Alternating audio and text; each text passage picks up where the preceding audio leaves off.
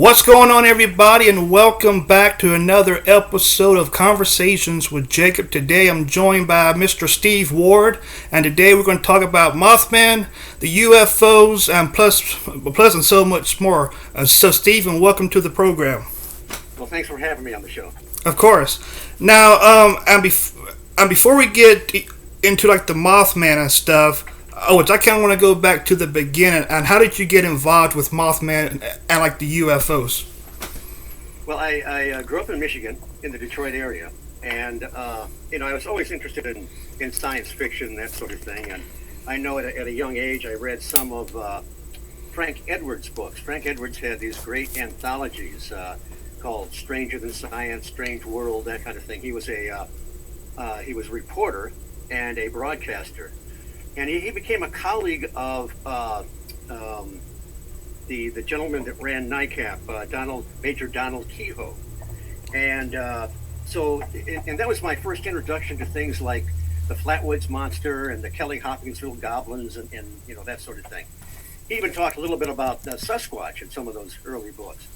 And so, I think that the two things that really kind of set me off, in March of 1966 in Michigan, we had a wave of UFO sightings. And these were seen by some very credible people, police officers and so forth. This was towns in the general Detroit area or southern Michigan, like Ann Arbor, Dexter, Hillsdale. And even there was a landing on the Frank Manor Farm in Dexter at the time. Dr. Hynek became involved. He was... Dr. Hynek was still attached to Project Blue Book.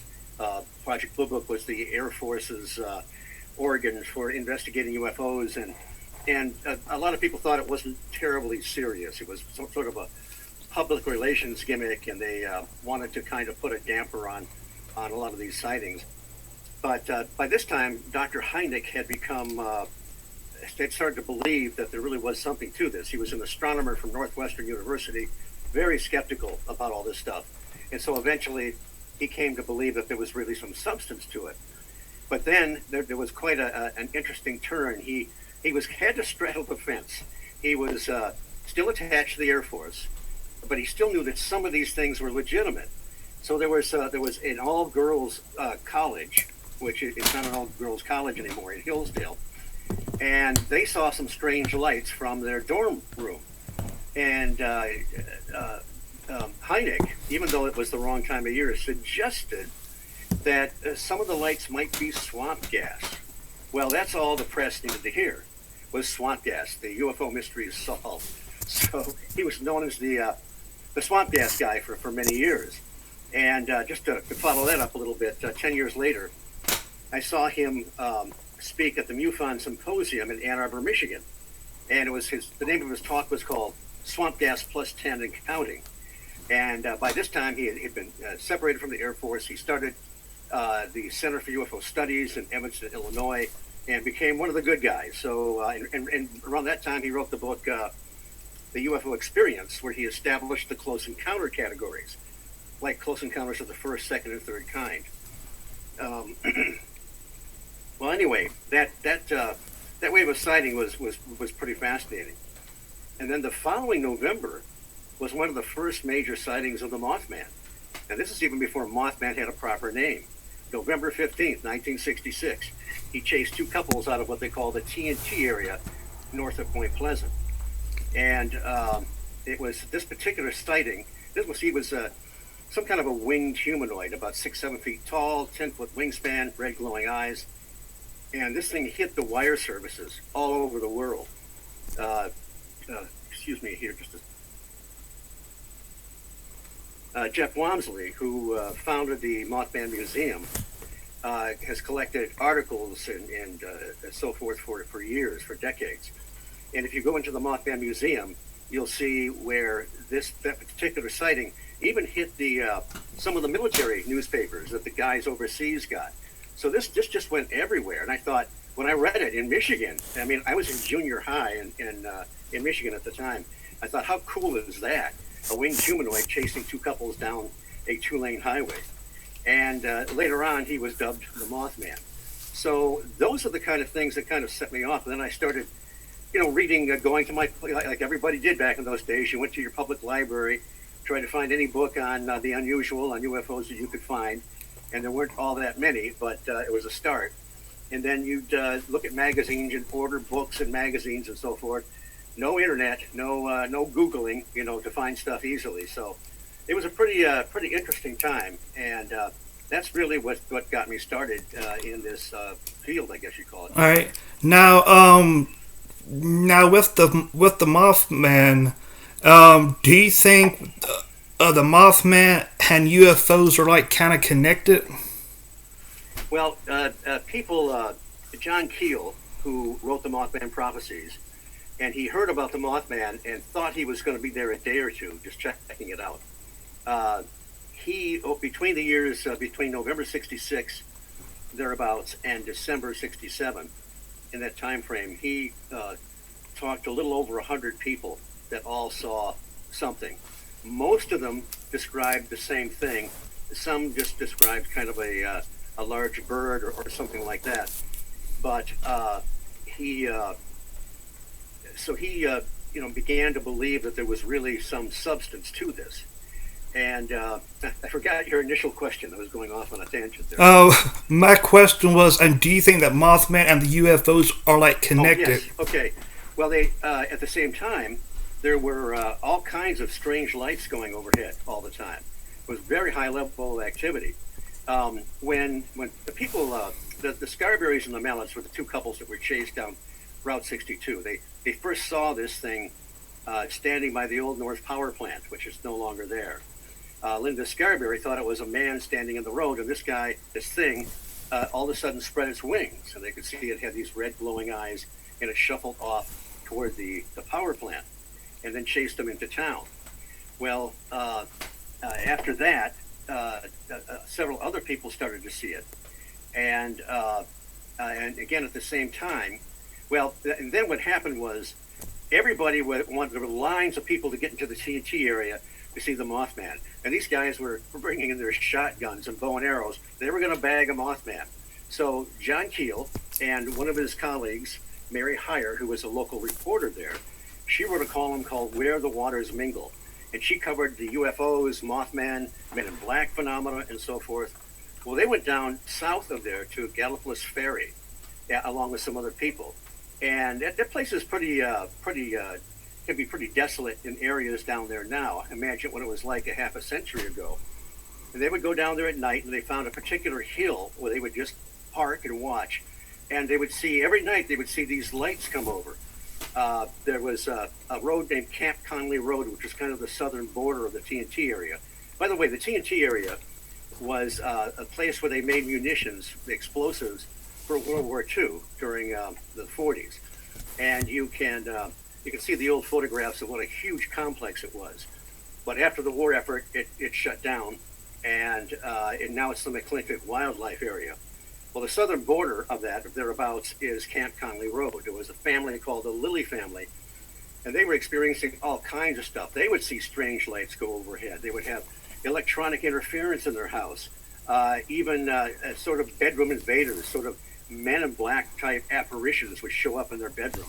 So there was stuff going on all the time. So I think it might be too simplistic to say that the aliens came down, let out their pet Mothman to stretch his wings, but there is certainly some connection with all these things going on at the same time in the same area. All right. My next question is, and do you think the Mothman is like a physical thing, or do you think it's like something else? Okay, that is a loaded question. Go ahead. Because the Mothman was a paradox. Okay, you had. It did seem to leave footprints when John Keel went to investigate the old North Power Plant. He did find these strange footprints there. It looked physical to some degree, but it was 6-7 foot tall, about a 10-foot wingspan. Some biologists would probably say that's not big enough to lift something like that. But also, it didn't always flap its wings. It would put its wings behind it and take off straight like a helicopter, not like any kind of a bird would act. several people that saw it. There was another investigator named Franzen from Sweden that followed Keel into Point Pleasant a year or two later, and he discovered that, well, so did Keel, but they both discovered that many people that saw this thing had an outbreak of poltergeist phenomena afterwards when they went home. That happens sometimes with UFO sightings. So sometimes it seemed like an apparition, sometimes it seemed physical or paraphysical. There were a couple other people that had a close proximity sighting that John Keel said that they heard something like a mechanical or a humming noise. And one of the last people to see the Mothman in the TNT area, Mrs. Thomason, didn't see it flying. It was walking in the TNT area and walking very quickly and kind of jerkily, like a robot, perhaps. I don't know. So, and then here's another wrench in it. The Gray family, Reverend Gray and his wife Patricia, she wrote a book on their experience. They were missionaries, and they were set to fly off to I forget what country the next day. Well, that night in their house, in their bedroom, they saw this apparition that essentially was the Mothman. Tall, black wings, red glowing eyes, and they viewed it in a religious or demonic context. Well, they left the next day. They knew nothing about what was going on in town because it had just broken. Several years they came back, and they started to look into the old newspapers, and they thought, my God, that's what we saw in our bedroom. So that's like an apparition. So even John Keel used the term ultra-terrestrial. And it was sort of ultra-terrestrial, sort of he used it as a literary device. He borrowed it from his friend Ivan Sanderson, the great British naturalist. And it was just the idea that these entities or whatever may be sort of extra dimensional, but that doesn't quite get it. But they're on another frequency or whatever. But the idea was he thought that some of these things were natural conditions of the planet. They weren't necessarily from off-world, not even necessarily from another dimension. And he also talked about, you can find a lot of his ideas in Operation Trojan Horse, which is his book where he really tries to pull all this together. He talks about transmogrifications of energy. He thinks that perhaps some of these things are only temporal or paraphysical, and that we may even co-create some of these things because some of these creatures, if you will, from the Phantom Menagerie or whatever, they kind of reflect our belief system at the time. If you go back into the history of UFOs, strange lights in the sky, at one time the lights in the sky were attributed to witches flying on their broom carrying their lantern, or the fairies, and so forth. And then as time went on, we had 1897, we had several so-called airship waves, these large dirigible-like craft, which were ahead of the time for our dirigibles or zeppelins, yet people kept seeing these things. And as time went on, the progression of the UFOs to saucers and lights and cigar-shaped ships, they always seemed to be a bit ahead of us. Keel thought that there might be a reflective factor, there might be some paranormal mimicry there, so he just wasn't completely sure that we were dealing with. In fact, he rejected the ET idea originally in the 60s. Later on, he kept the door open a little bit. He wasn't static in his thinking, and he, like me and many of us, are convinced that there's more than one answer to these things. But to be definitive as to what the Mothman was, I just don't know. There's too many contradictions, and it's very important, I think, to listen to the experiencers and what they have reported. Now, you mentioned the TNT area. Was that like the Mothman's cave or home? Well, he was seen there by the Old North Power Plant at one time, and I believe he was. People said he was seen in that area before, but it wasn't exclusive to that. He was seen in other areas of Point Pleasant, Ohio, Pennsylvania, around the Chief Cornstalk area, which is south of Point Pleasant. So that there are 100 of these concrete igloos or bunkers where they used to store the explosives. And a lot of people think that the Mothman must have burrowed into one of those, but I don't think anybody ever actually saw it near there. But they certainly did see it by the Old North Power Plant. So I don't know. I think it was more of a a general area, and I don't know that he was or it was specifically tied to the TNT area. All right, now you talked about the Mothman when he run off them two couples, I guess. Can you tell us more about that?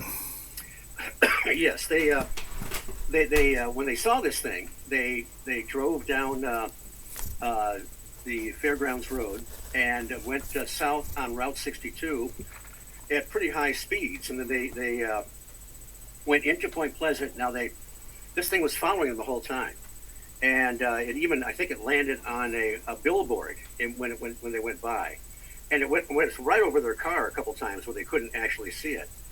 Well, the first place they stopped was a place called Tiny's Restaurant because Linda worked there and her boss was there, and they pounded on the back door because it was closed, and they told him what they saw. They were all freaked out, and he suggested that they go to the police.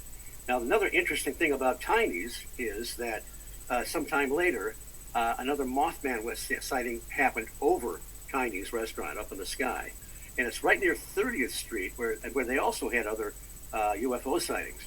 Today, Chinese is now Village Pizza. And as an aside, you can go to Village Pizza, kind of a historic area, and order a Mothman pizza. So, if you want to get into the swing of things. But then they went to the police department. They separated them. They wrote out their experiences. You can see those handwritten documents in the Mothman Museum. And Jeff Wamsley has also reprinted them in his first book called Mothman, The Facts Behind the Legend. And so the police seem to be convinced that they had a real experience. Mary Heyer, now it was when Keel came down to investigate, some of the locals got a lot of the principal people together, including Mary Heyer, the reporter, including the Scarberries and the Mallets. Mary Heyer told John Keel that she had heard them tell the story several times, and they haven't deviated from it. So that was how that first happened, and that was the one, like I said, for whatever reason, it went all over the world. It was the Mothman report that went all over the world, and that's what a kid in Michigan in junior high read in the newspaper.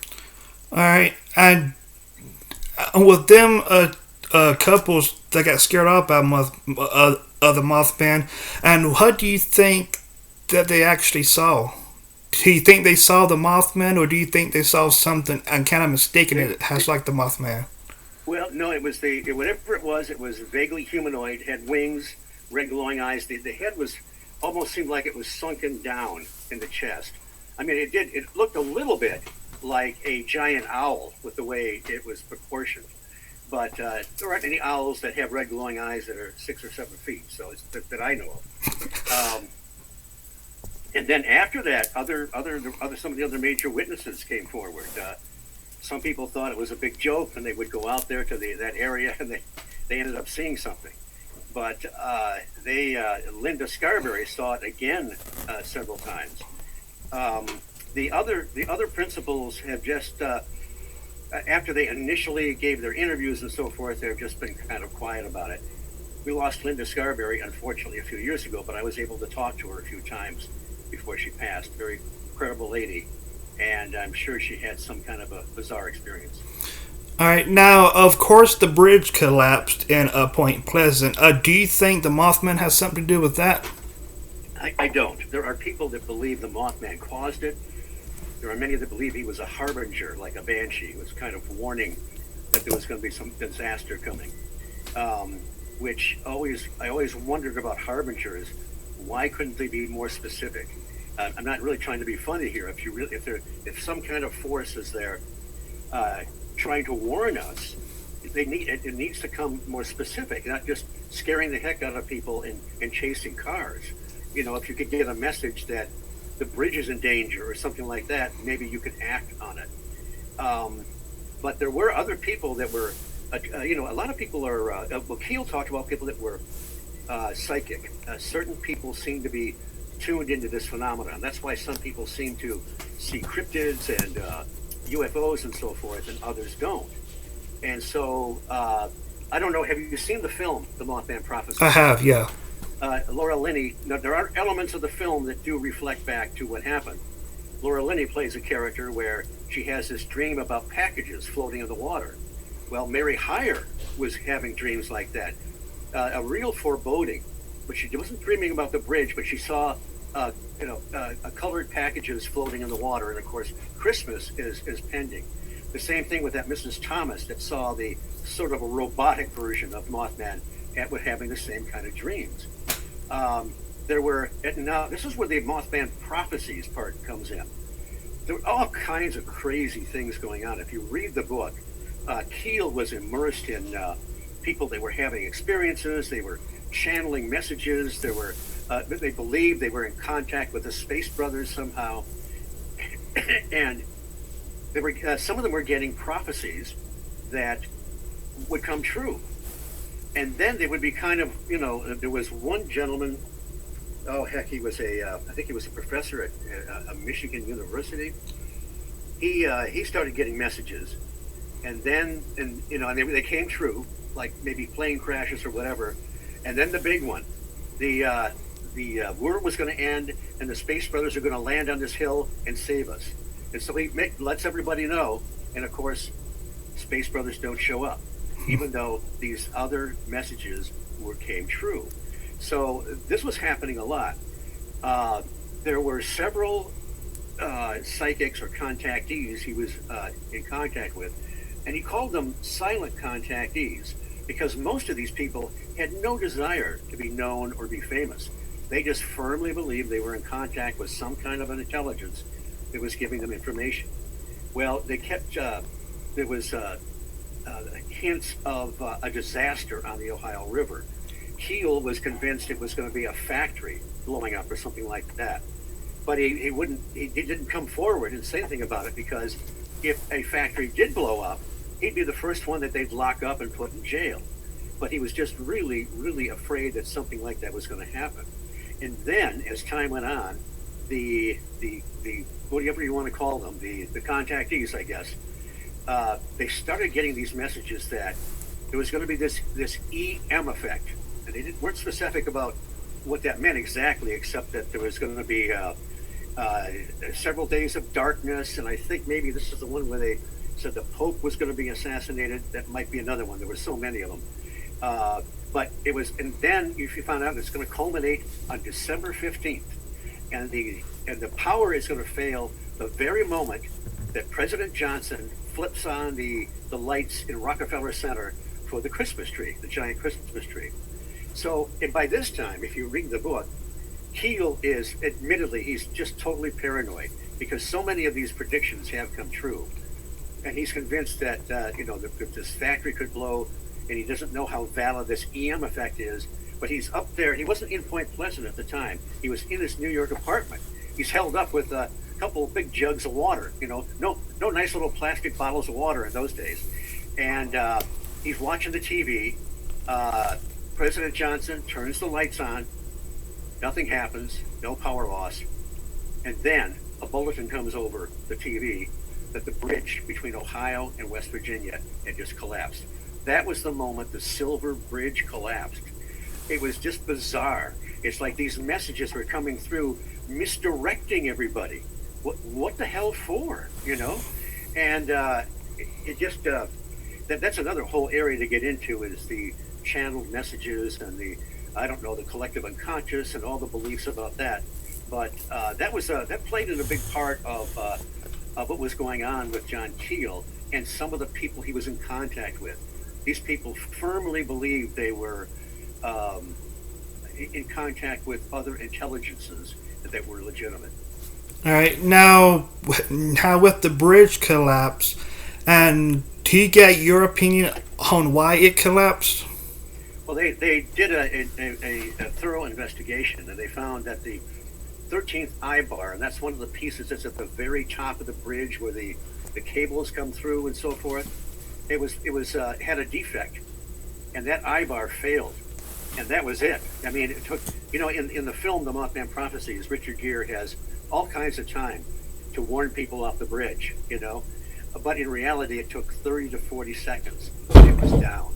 It was like a series of dominoes. It came from the I think the Ohio side to the West Virginia side, and there are many stories about that. I met a man that survived the bridge, Bill Edmondson. This was in 2017. They had the 50th remembrance ceremony of the bridge collapse then, and they had the ceremony downtown Point Pleasant every year. And this is where the bridge memorial. It used to be 6th Street. Used to be where the bridge went over to Ohio. Pardon me.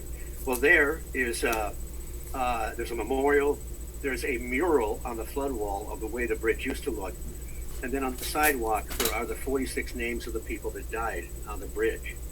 And Bill Edmondson, I met him the next day, and he was 88, which means he was 38 when he was driving his truck across the bridge.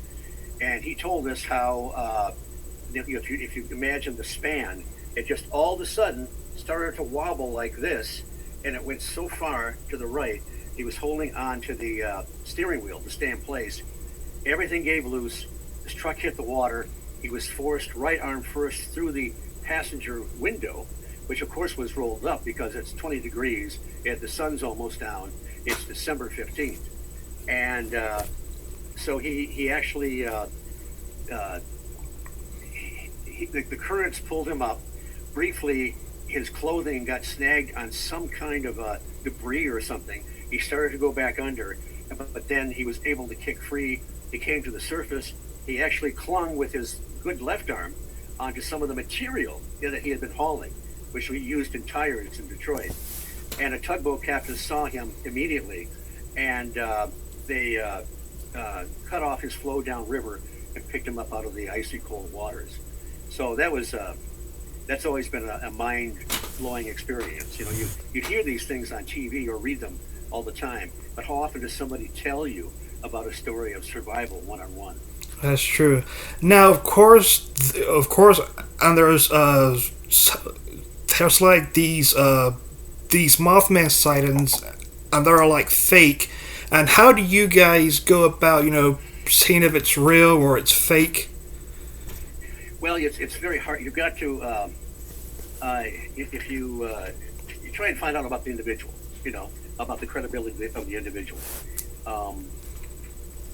and sometimes there are certain patterns that seem to show up. So if there's something really, off kilter, you might question it. But on the other hand, when you're dealing with the paranormal, you can get all kinds of variations. So when you talk about, some of the Chicago Mothman sightings. There we go. That's my cat making a debut here. Okay. Yeah. All right. By the way, my cat's name is Keel. So okay. I guess it was apropos. Okay, guy. We love you, but you're gonna have to. Oh, yes. There we go. A little interlude there. People were able to go up and go to the bathroom and get some popcorn, right? Okay. So where were we? The question you just asked me. About the fake Mothman sightings. Oh yes. Okay. The Chicago Mothman stuff. I have two sources from MUFON that said some of the original sightings were coming from the same IP address. So that was kind of a red flag right there. I know another researcher named Allison Jornlin out of Wisconsin.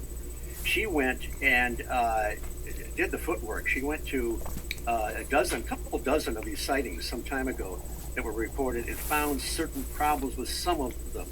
If somebody's making up a story, they don't get all the details right about the buildings and so forth.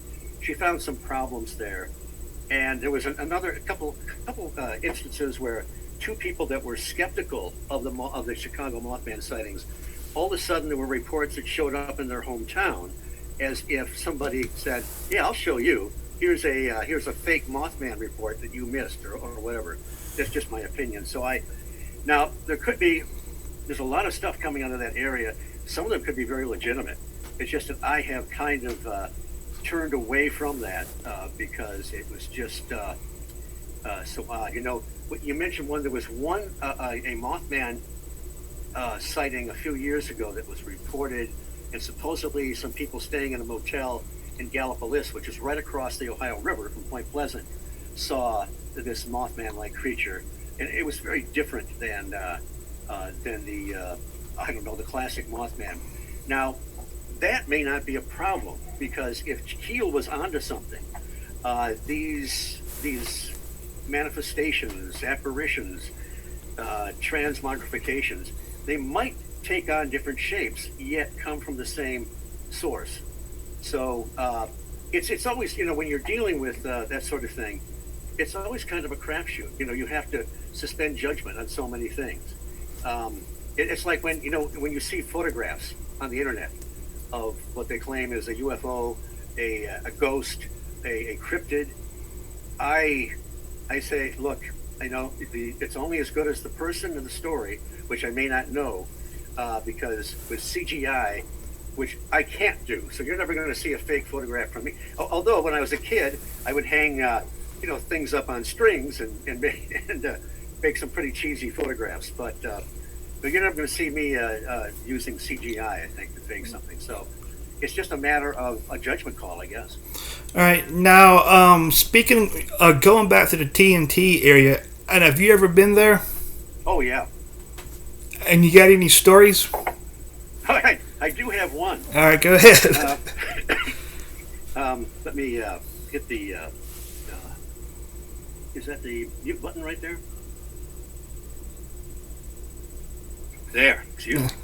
Yeah, I've been there many times.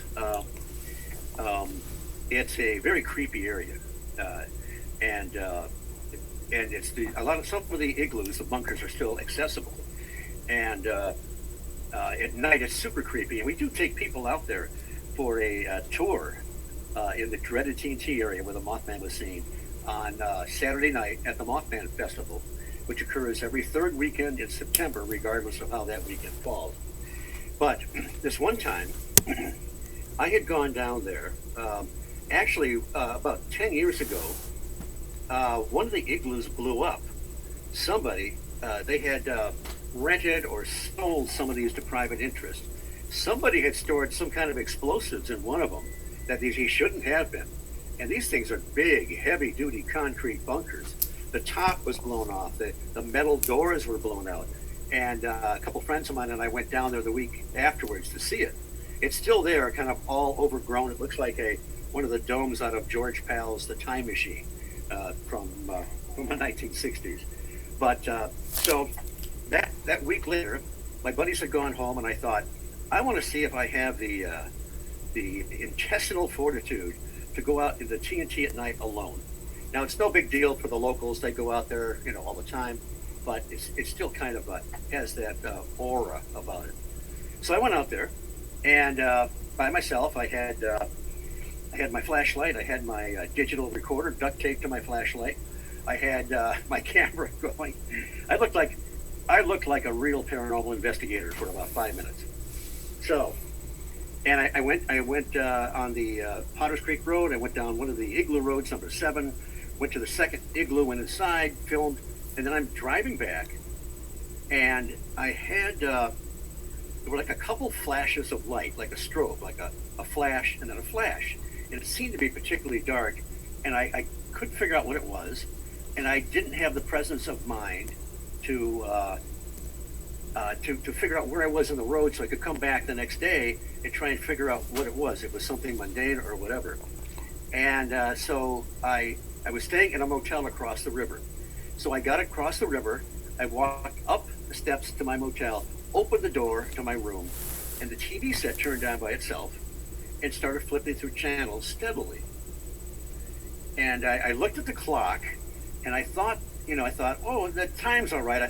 First thing I thought, missing time, right? Then I thought, well, no, not missing time. But then later on, when I thought about it, I thought, well, maybe I did lose some time.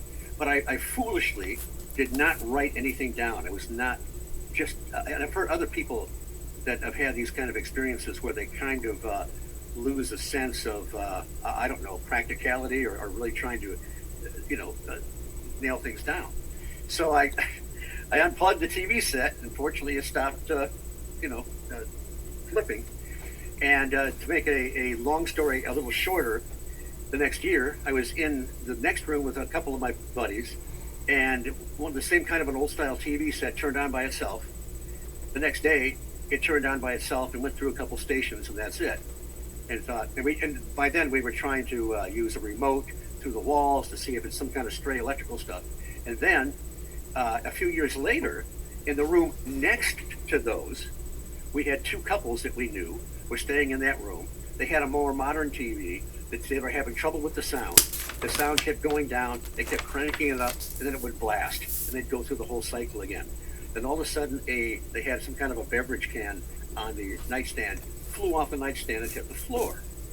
So all I can tell you is my punchline for all this is, if I brought back some disembodied spirit from the TNT area, fortunately he stayed there and is still flipping channels and never came home with me. But that's it. You know, other people had all kinds of experiences. That's the only one for me. All right. And do you think the Mothman is still around, or do you think he's gone off somewhere, or? Jeff Wamsley got some reports from people in the 70s, 80s. You know, occasionally something still shows up. We have to be very careful because nowadays anything with any kind of a winged cryptid is dubbed Mothman. When, you know, you had the Houston Batman, I think in the 50s, you had the Wisconsin Man Bat in the 90s. They're not all the same, at least visually. I don't. There maybe have been one or two recent sightings, fairly recent, but I tell people that when I work at the Mothman Museum that he's probably retired in a condo in Florida. We just don't see him much anymore. But you know, we still have the statue. We still have his the folklore and the legend. So that's all we need. So is Mothman like a celebrity? Which I guess in Point Pleasant, is he like a celebrity? The Mothman statue was created by Bob Roach and unveiled in 2003. It was very cool that John Keel was there to see the unveiling. There is a moth cam up there. You can type in moth cam, Mothman Museum or whatever, and you'll find it. People go there all times of the day, all times of the year, and get their picture taken by the Mothman. So yeah, the Mothman is the Wamsley family. Jeff has the Mothman Museum. He has right next to it. He has the Point Pleasant Trading Company, which has more T-shirts and more stuff related to West Virginia and just a lot of cool stuff. And then down the street, he has a kind of an old style vinyl shop called Bunker 304. So between that, the thousands of people that come in to see the museum, the museum, but also the festival, we get people in from all over the world in the museum and all over the U.S. So it has, Mothman, whether he likes it or not, has revitalized the town. We owe Mothman a great deal. So would you say that Mothman is the was I guess the case of people coming to Point Pleasant? Oh yeah, yes. That's the big attraction. The museum is really well done. You walk in and you'll see the books and the T-shirts and all that stuff. The merchandise is very high quality. There's nothing slipshod about it at all.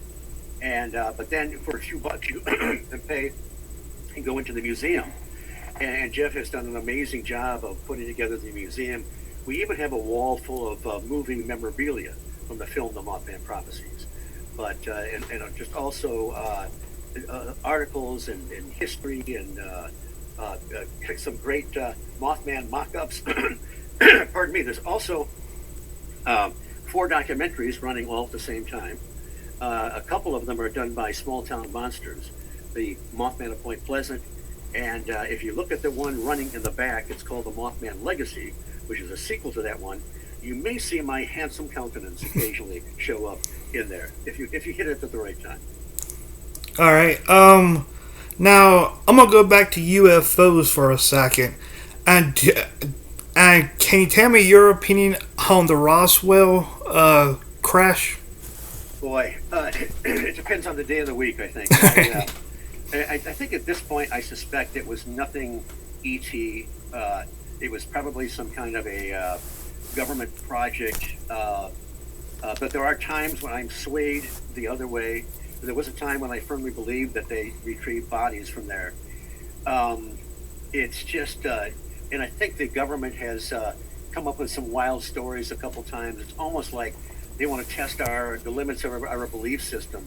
But I suspect, at this point in time, I think that Roswell was not ET, and I don't know what it actually was, but and I'm a little skeptical of the crashed saucers in general, and I could be wrong about that. I mean, if there's one crashed saucer, that puts it right in the realm of the physical, but there are so many of these threads that just don't seem to go anywhere, and there's so much, as you know, being in this, there are so many areas that are dubious, and people love to make up stuff, you know. Yeah. So I would be happy to find out that Roswell was an ET craft, that we have the bodies and back engineer technology, but at this point, I just don't think so. Well, my next question is, and do you think that Area 51 has UFOs and aliens? Um, again, skeptical about the aliens, but I could be wrong. They have been experimenting with craft out there. People have seen some interesting things flying around out there, but I you know, I don't think we're ever going to know. And again, you know, it's a little bit like the Kennedy assassination. There have been so many books published over several decades, so many claims, that I have just completely tuned it out.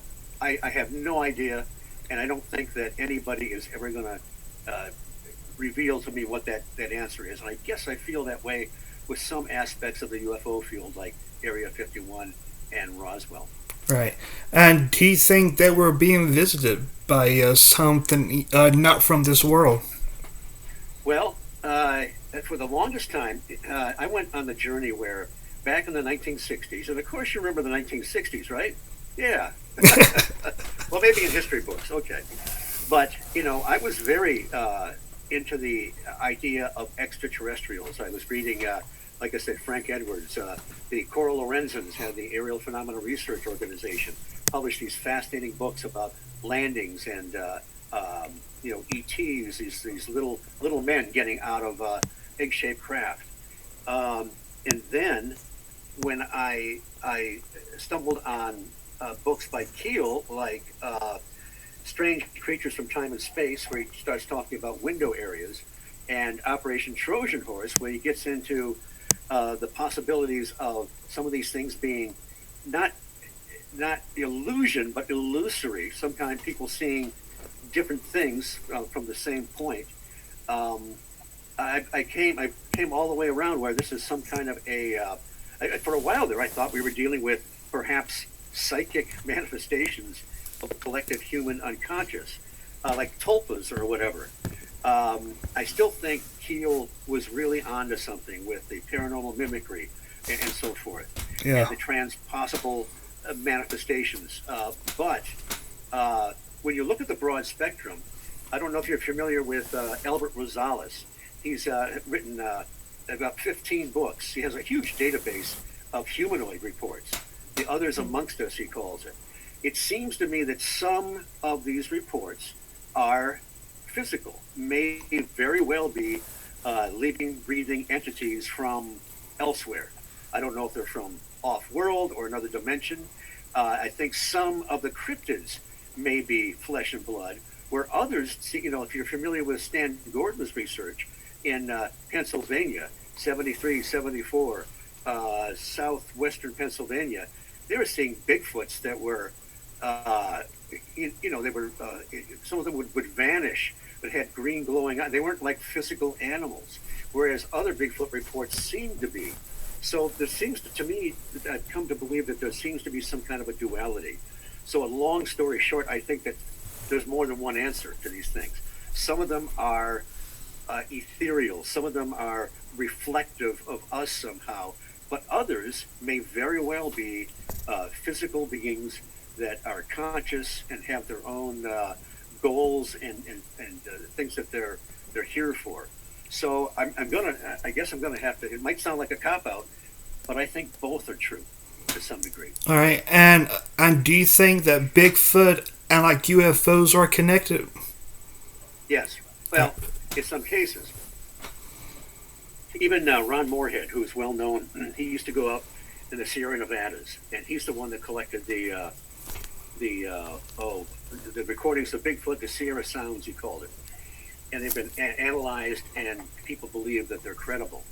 Well, he started to see strange lights and so forth in that same area. They were experiencing paranormal stuff there. And the reporter that went out there with him, Alan Berry, originally didn't want him to talk about that because he said, look, it's hard enough to get people to believe that Bigfoot is a unknown animal. We can't talk about the weird stuff because then that'll really throw it out. But after Berry died, Moorhead came forward more with some of the strange stuff. Stan Gordon, there are all kinds of bizarre connections with Bigfoot and strange lights in the sky. And again, it may be too simplistic to say, okay, the UFO landed from Alpha Centauri, their Bigfoots had to stretch their legs, so they went out, scared some people, and came back. It's almost like, in some cases, the whole thing might be staged, or I call them paranormal dioramas. It's so bizarre when you get into it. There's something interesting that Richard Haddam said in the Mothman Legacy. He's the one that wrote, you'll see my background is being attacked by my cats again for your entertainment. But he wrote the screenplay to the Mothman Prophecies, and he basically said, you think you're going to solve this, you get into it, and the more you get into it, the more elusive it is. It becomes, and that's what it has been for me. I still find it fascinating. I have an amazing library here that I'll if I live 6 lifetimes, I'll never conquer it all. But it is the more that I know. I do. Interesting that you can find patterns sometimes, very strange patterns that come together. But I just the answer I think is probably always going to remain elusive. But for some reason, that doesn't stop us from hitting our head against the wall. And and have you ever been told stories of people that's been abducted by UFOs? Have I ever talked to anybody? Yeah. Yes. A lady from New Hampshire contacted me a few years ago on Facebook, and she and her husband lived near Londonderry, New Hampshire, and not far from an airport. And one morning they were out on the, it was early, it was dark, they were on the porch, and they saw these lights coming toward them, and they thought they looked kind of odd because they were very familiar with the normal lights that are around the airport. Then all of a sudden, they weren't standing next to each other anymore. And she said her hands were out, kind of out like in front, and they looked up, it was a little bit lighter, it was a giant black triangle that was flying overhead, and the bottom was barely touching the trees, and then it moved on. And then, kind of like me, they didn't react to it. They thought, oh, well, that's interesting, and they went back in and went to bed. Later on, when she woke up, they thought, well, that was weird. Why did we act like that? And then she noticed she was missing about a half-hour time. So she went on a quest to find out if she could find that missing time, and she did try some therapists, but wasn't having any success at that point. And then she contacted me. So I thought, well, John Keel, he had like a list. He developed a list of questions to ask people. He found that people that had these kind of experiences, saw cryptids or whatever, where there were certain patterns that they would have experiences all their life sometimes. So I asked her some questions, some John Keel style questions, and to make a long story short, I found out that they had typical haunting phenomena in their house. She had seen a shadow person move along the wall. Both her boys had seen orbs. One of them saw these sort of amber orbs dancing outside his bedroom window at night. The other one saw one come up to him in the house, circle him, and then go off into another room. And then I asked her. I knew that sometimes people that have these experiences have also seen a cryptid of some kind. So I said, look, this is going to sound like a crazy question, but have you ever seen anything like a Bigfoot or any kind of an animal you couldn't identify? And she said, no. And then she said, oh, wait a minute. My mother-in-law and sister-in-law saw something near the property. and they saw this twice. It looked like, kind of like a Black Panther, but it was standing on two legs. Now, is that bizarre or what? Now, the point here is that if I was that kid back in the 60s, all enamored with, ET coming from elsewhere, I wouldn't have known to ask any of these questions, and I would have missed all this. Yet, her experience was classic. And then, now she did eventually get a therapist where some memories came out about what happened to her, and it's pretty classic. She was lying on a now she takes it with a grain of salt because she doesn't actually remember it. It just came out under hypnosis, and of course, most of us know you have to be very careful with that. But she was on a slab. There were two sort of pale grays to her left, kind of looking at her. There was some kind of like a female presence off to her right that she couldn't quite see. That was kind of, the voice was trying to calm her. And then there was something she couldn't even describe that was kind of hideous down toward her feet, almost like a spider thing or something. But and that was her experience. And this entity, this woman or whatever, kept saying, now settle down. You've been through this before. Everything's all right. And it's kind of like the, she kind of saw it as a tall presence.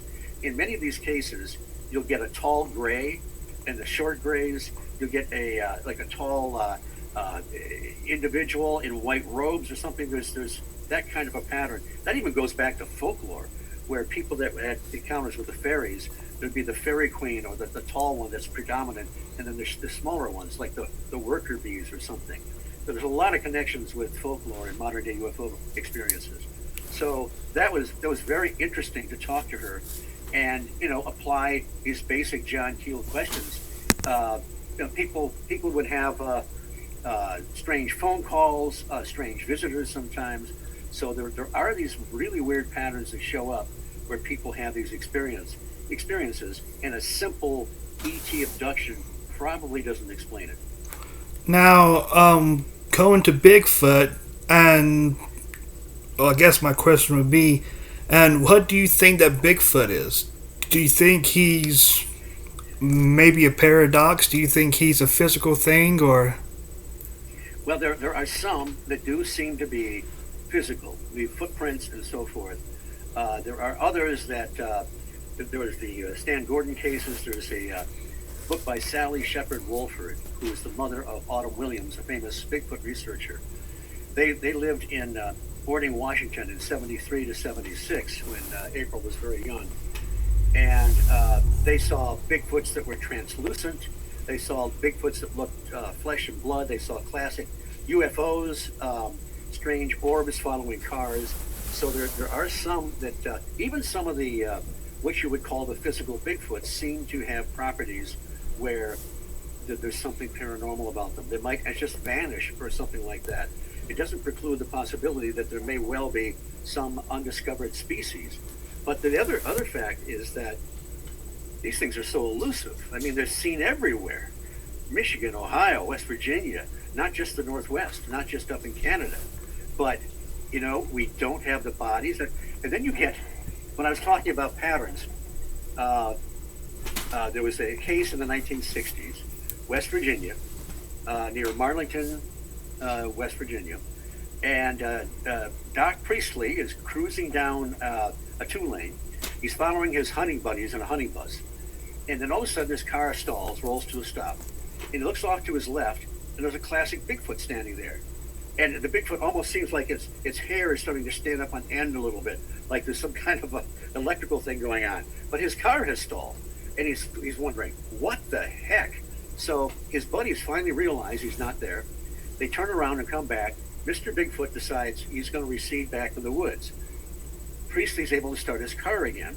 Doesn't tell his buddies anything about what happened. He starts up. I don't know how far he gets, and I don't know if it's the same Bigfoot or his kissing cousin, but all of a sudden his car stalls again, sparks, his engine burns out, and there's his old buddy standing by the road again. Just as a quick aside, Stan Gordon collected a few sightings in Pennsylvania where the close proximity of a Bigfoot seemed to interfere with the car engine. just the way we have UFOs do that all the time. So Priestley again didn't say anything for months because he wanted to come back to that area and hunt again. He was afraid if he told his buddies he saw a Bigfoot, they wouldn't come back and hunt with him. So I mean, there's a good crazy story for you. But there's also was a case in England where a phantom army appeared and stalled a taxi cab, and then it dissipated, and everything was fine again. So there are many cases where cryptids. Okay, let me throw another wrench in here. John Keel found that people that experienced UFOs and experienced some kind of a cryptid often suffered the same physical ailments: thirst, muscle soreness, and conjunctivitis. You've heard about people having a close proximity of a UFO sighting getting that kind of an eye burn. Well, one of the early Mothman sightings, Connie Carpenter, she was driving by the Mason County Golf Course. She sees Mothman in his classic pose there. He's got his wings out behind him. He's got the red glowing eyes, and he takes off straight like a helicopter. The next day, she develops conjunctivitis. Didn't see a UFO, she saw a cryptid. And that was that meeting, that Keel's first meeting with some of the witnesses, with Connie Carpenter was there. And he said, I knew she was telling the truth because of the eye burn that she experienced. So, again, how do we reconcile this? I mean, it's nice, you want things in nice little categories. Cryptids here, ET here, whatever over here. We call them ultra-terrestrials or whatever.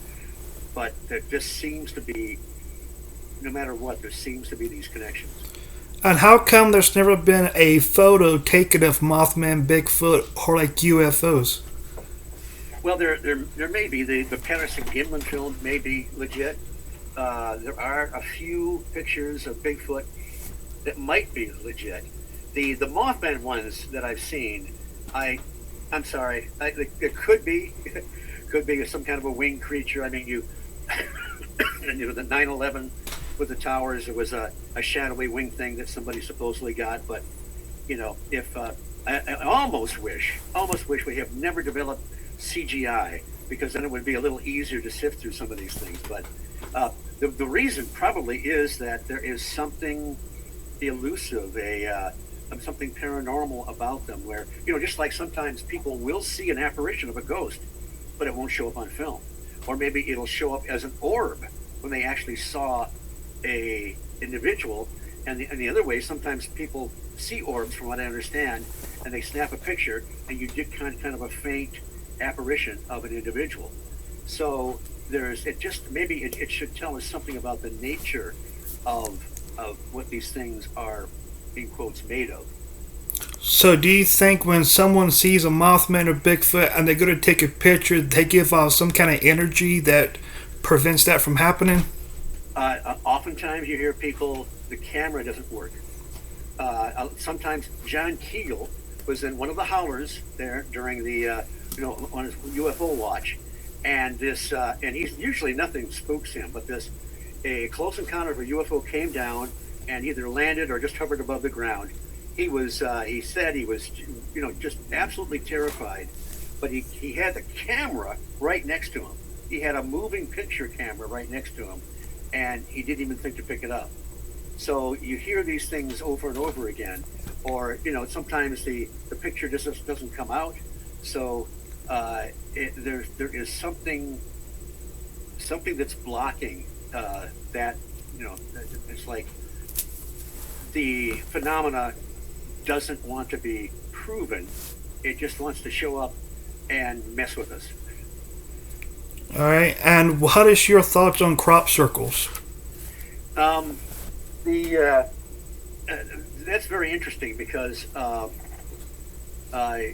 obviously some of these, even intricate ones, are made by people, and they have, it's incredible the way that they're like works of art. But there are some situations. There was I think it was called the Avebury Cubes in was it Wiltshire? I'm not sure, but the London Daily Times, I think it was, got a crop circle group together and wanted them to create a crop circle overnight and under cover of darkness, right? Don't tell anybody. And so they did, and they made this great looking crop circle. And there were people nearby. They didn't see them, so they got away with it. But one of the guys admitted that when they were doing it, they saw these strange lights pop up. People talk about these lights that show up and sometimes seem to be creating the crop circle or somehow connected to it, almost as if to say, what are you guys doing making the crop circle? That's our job, you know? There are, if you go back in time, there are, I think there's a case in 1927, in 1935, and this is probably out of one of Linda Moulton Howe's books, but there was they would find these circles just in the field, not the intricate ones, but one guy saw them form, and it wasn't the wind or whatever, they called them devil circles. And then there was another one that I think it was in 33. He found this circle in the middle of nowhere, and he had a compass. The compass reacted to it.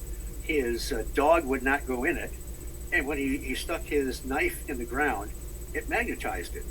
So there are situations where people claim to have seen a light or a UFO or whatever, and the crop circle has formed. And there's others when people have created crop circles when lights seem to follow. And then, of course, there are ones that are completely made by humans. So it's kind of, there was the one, Milk Hill. Boy, I'm really pulling this out. There was a crop circle made, and it was daytime, and you could see this light moving along. Some people said, well, it was an owl flying in the daytime reflecting light, but apparently it moved over a tractor, and the tractor temporarily stalled, and then it moved off. So it looks like there's some kind of do I want to call it a symbiotic relationship? I don't know. But there is some legitimacy to some of these crop circles. But as for the purpose, some people still think that there are satellites overhead, microwaves, and the government is doing some of this. Heck, I don't know. But how do you explain? And there was another report by a lady that was in England, and she was a young girl, and they moved her out of London because it was being bombed, and so they moved some of the children out in the other areas of England, and they found like 4 or 5 of these just out in the field, and in the middle of nowhere, and they were afraid to go in them, but at night they would see strange lights going through the woods nearby. So some of these seem to be kind of mysterious. They're well before any kind of technology or people were out there making crop circles. There's one other thing. There's an old wood carving of the, what do they call it? The devil, the mowing devil. There's an ancient wood carving. Maybe you've seen it back in the 1600s. And you see, on this carving, you see a crop circle. And in it is this like little demon with a sickle creating the crop circle. So I don't know where that comes from, if it came from experience or somebody with a great imagination. All right, now, and have you ever had any paranormal encounters? Just that one with the TV set. That's all right. My only claim to fame. All right, now, do you believe in I guess demons and all of them? I tend to think not. A lot of this phenomena does seem to be negative, and I think that may have given rise to why we look at some of this as demonic, perhaps. For what it's worth, I don't really believe in traditional demons or demonic forces. It doesn't mean that there isn't some negativity that underlies some of this. All right. Okay, let's see here. And do you mind telling us about the Mothman Museum? Mothman Museum was created by Jeff Wamsley. He's also the co-founder of the Mothman Festival. It's right on Main Street in Point Pleasant, West Virginia. It's phenomenal. As I mentioned before, it's has very high quality merchandise. Jeff has collected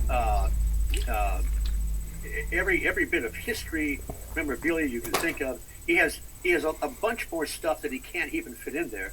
He has a great viewing room for DVDs. He has for documentaries that are running. He has 3 other documentaries that are running all the time, and I'm there on weekends usually, and I'm sort of the information jockey. If people have any questions, and I'll greet them. Sometimes we get into great conversations. I will wander out to the Mothman statue sometimes, so that if a group of people are there, I can. One of them doesn't have to sit out and get their picture taken. So, and that's always a lot of fun to find out where people are from, and and so forth. So it's just they actually pay me to do that, Jacob. I mean, can you believe that? All right. Can you tell us how the Mothman festival came about? I think it was in the wake of the film that came out in 2002 with Richard Gere, Laura Linney, and Will Patton. And I'd like to say something about the film too in a second, but I think it was just he and Carolyn Harris, who's no longer with us, a great lady, a pillar of the community. They thought that they could capitalize on the movie a little bit, and then maybe they could bring some people into town to check out the other merchants. And this thing has grown and grown. It was doing about 10 to 12,000, and then COVID struck, and then last year it came back, and I don't know. It's got to have to be over 15,000 people wander through that weekend. And what you have is up and down Main Street, you have all the usual suspects. You've got T-shirts, food. Sometimes you get a Stay Puft Marshmallow Man, full size, in the vacant lot. Sometimes you have bouncy houses, which are not my favorite, by the way. Now, on the perpendicular street where the Mothman statue is, that's where the speakers usually have their tables and their books, and they're very accessible, and you'll meet some of the big names in the paranormal field. And then, but here, ladies and gentlemen, listen to me carefully.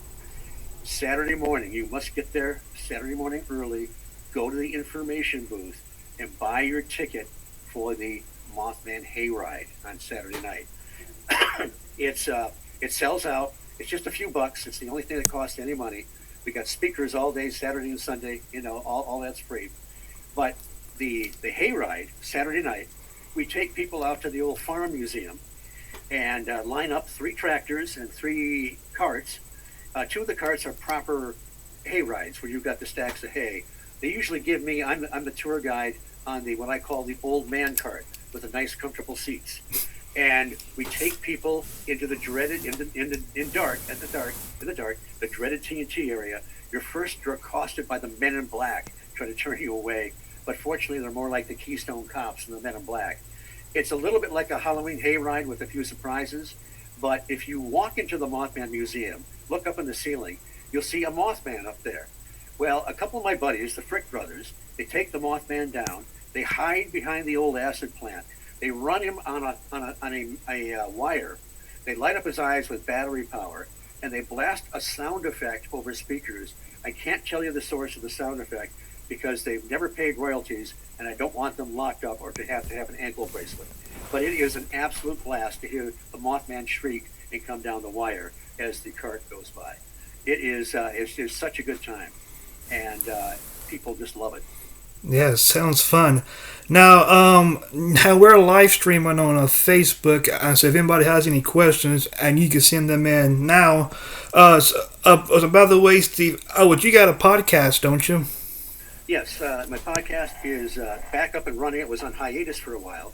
It was about 3 years of back shows. It's called The High Strangeness Factor, and you can find it on the Paranormal UK radio network. Andy Mercer and I have talked to all kinds of people, and it's just been a lot of fun. And so it comes out about every 2 weeks. And again, you can go back in the archives and find all kinds of stuff. Stan Gordon, we just talked to Laura and Tanya from the Spooks, Creeps, and Assorted Devilry, their podcast. I met those ladies at the Van Meter Visitor Festival, which is another great festival, by the way. And let's see, my first show back, Andy and I just kind of caught up, and we talked for about an hour and a half about all things paranormal, just like you and I do here, and had a great time. So I'm glad it's up and running, and thank you for asking about it. Oh yeah, of course, yeah. Is there anything else people should know about you, or Mothman or anything else out there? Well, allegedly I'm writing a book, but I don't know when that's going to be out. Sometime by the end of the decade.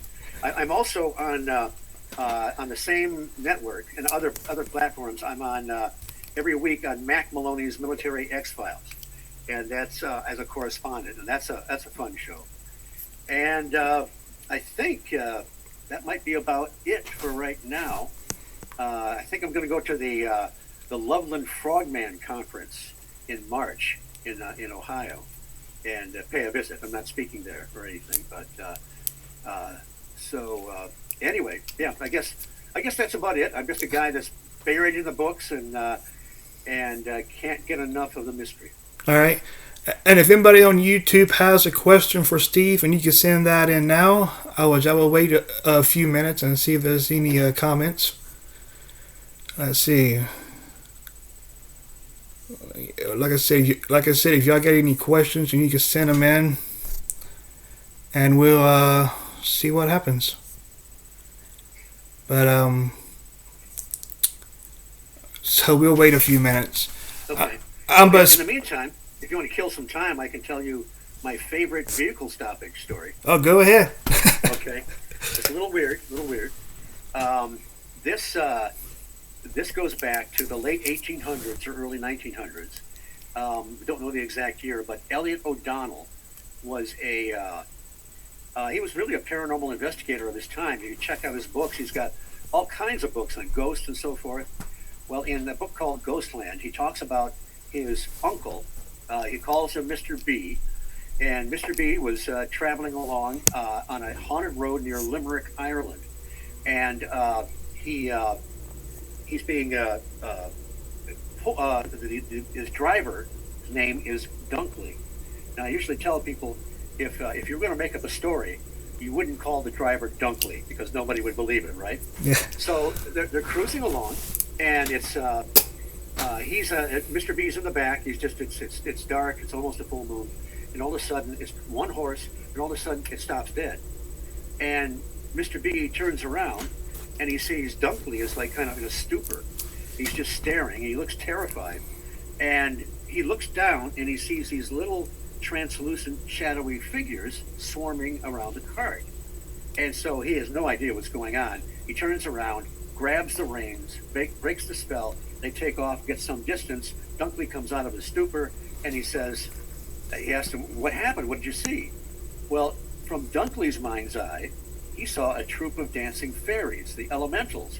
And apparently when the elementals are making merry, they don't want to be seen. And what he saw were these angry little guys climbing on the cart. To him, he was seeing physical beings. Mr. B saw something translucent. So it's very interesting that, here you have a vehicle stoppage, not with UFOs, but with the fairies. But it's interesting that both men saw different things. And that happens a lot in the paranormal. Even with the classic case of Betty and Barney Hill.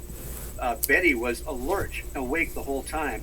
Barney was kind of in a stupor and asleep at times and not completely conscious. Sometimes he had his eyes closed. Interesting that they shared that shared experience, but people don't always perceive them the same way. Anyway, that's I don't know if it's true or not, but it's my favorite vehicle stuff. All right. Oh, we got a question. Okay.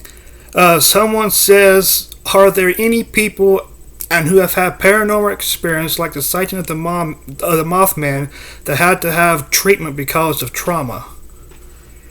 Excellent question. Jeff Wamsley told me one time that he was approached by a nurse from the local hospital, and she said that very same night that the two couples saw the Mothman, were chased by the Mothman, there were two women that were admitted to the hospital. She didn't know their names. So Jeff had never heard this from Linda Scarberry. They were friends. In fact, he was Linda Scarberry's paper boy. He had Mothman witnesses on his street. How cool is that, But he asked Linda, he said, "Linda, were you and Mary ever admitted to the hospital, treated for shock?" And she said, "Yes. That night we did go in for that." So, perfect question. And that's something that, one of those things that came out later that just helps to support their original story. All right. and we'll wait and see if there's any more questions. And while we wait, are you going to watch the Super Bowl tonight? You know what? I think I'm not a big football guy. I don't think I ever got the sports gene, but I'm actually think I'm going to watch it tonight. All right. And who are you pulling for? I guess Arizona. You know, I mean, I could flip a coin. Probably made a bunch of people mad, but There you go. I'd love to see the Detroit Lions win something for a change. Yeah. I'm here in West Virginia now, but I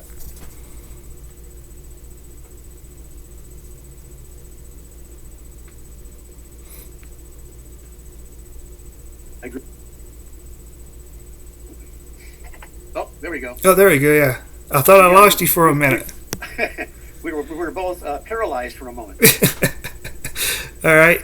Well, it doesn't look like we got any more questions, not that I know of. So, Steve, I want to thank you for coming on and talking for probably about an hour. But my pleasure, Jacob. Yeah, as always. So everybody, make sure to like this video, comment, subscribe, and go follow us on all social media from Amazon Music to iHeartRadio, and make sure to check out old Steve here with his podcast. So thank you, Steve, and I thank you guys for checking this out. So until next time, be safe, God bless, and we'll catch you guys on another episode of The Conversations with Jacob.